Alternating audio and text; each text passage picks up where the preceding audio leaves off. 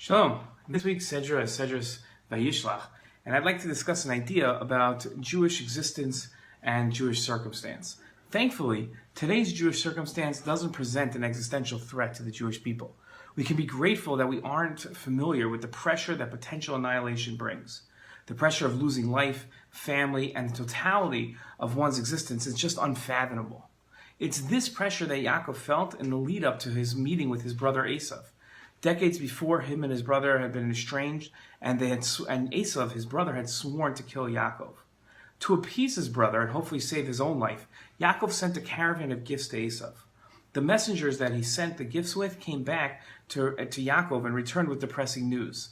They say, "We came to your brother Esav, and he himself is coming to meet you, and he has at least 400 men with him." Those were soldiers. The Torah lists three reactions that Yaakov had when he heard this depressing news. God recorded that Yaakov was greatly frightened, he was anxious, and he divided the people, the flocks, the herds, and the camels that were with him into two camps. Rashi quoted the sage's explanation as to why Yaakov split his camp into two. Rashi wrote that Yaakov was worried that Esav was coming for blood. By splitting the camp, Yaakov ensured that at least one of the two camps would survive. The Torah used three phrases to describe Yaakov's reaction to the news that Esav was coming.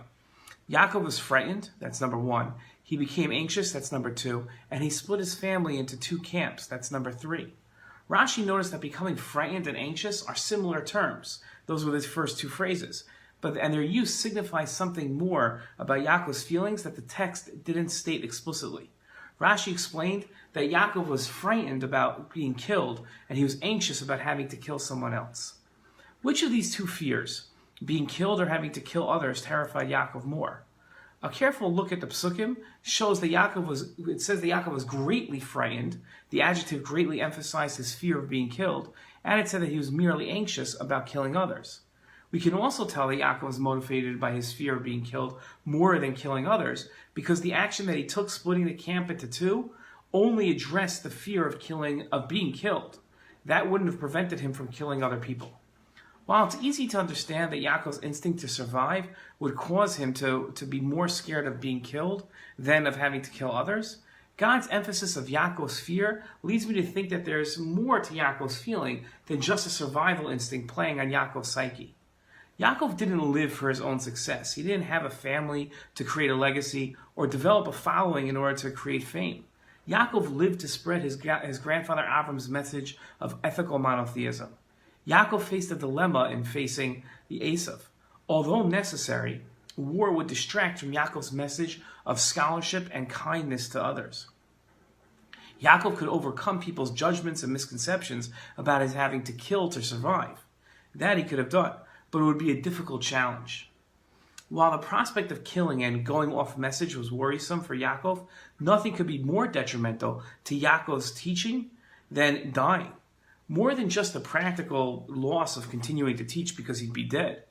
Yaakov's death at the hands of his evil brother would cause his children and students to question whether God really protects those that follow his ways, and then if ethical monotheism is God's way, or whether there's really a God in the first place. Survival meant more to Yaakov than just living.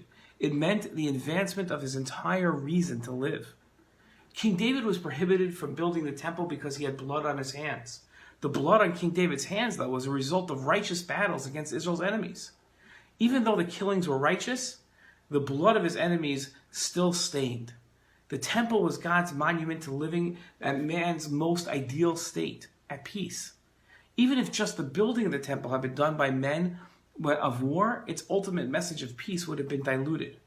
Yaakov understood the importance of peace and was deeply anxious of seeing it end in battle with his brother. It's always important to keep in mind the message that we're trying to relate to others, and if our similar actions dilute or distract from that message. That was Yaakov's true fear that we find in this week's Sedra. Shabbat Shalom.